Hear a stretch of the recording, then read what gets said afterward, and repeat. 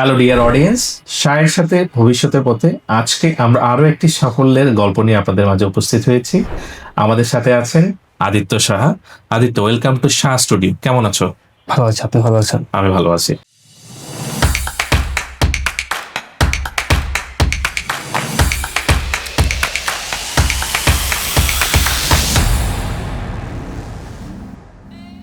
আদিত্য, তুমি তো অস্ট্রেলিয়া যাচ্ছ আন্ডারগ্রেড করতে আর কি। তুমি যদি আমাদের অডিয়েন্সে তোমার ব্যাপারে কিছু বলো।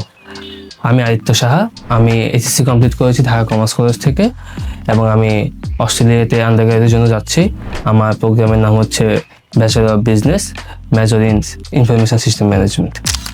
Thank you Aditya for your introduction. তুমি অস্ট্রেলিয়াতে কোন ইউনিভার্সিটিতে পড়াশোনা করতে যাচ্ছ? আমি অস্ট্রেলিয়াতে ভিক্টোরিয়া ইউনিভার্সিটি পড়াশোনা করতে যাচ্ছি, সিডনি ক্যাম্পাসে।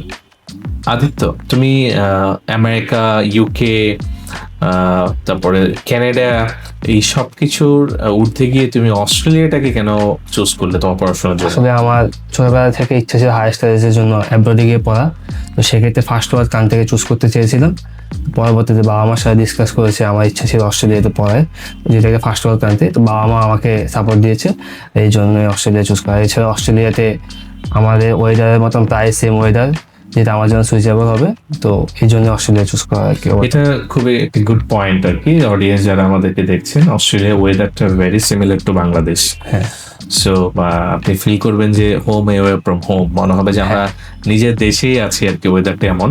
আর নিঃসন্দেহে আসলে এডুকেশন কোয়ালিটি যদি বলি, ইউকে, অস্ট্রেলিয়া, কানাডা, ইউএস, প্রত্যেকটা ফার্স্ট কান্ট্রি এডুকেশন কোয়ালিটি নিয়ে নো কোয়েশ্চেন্স ভেরি সিমিলার আর কি।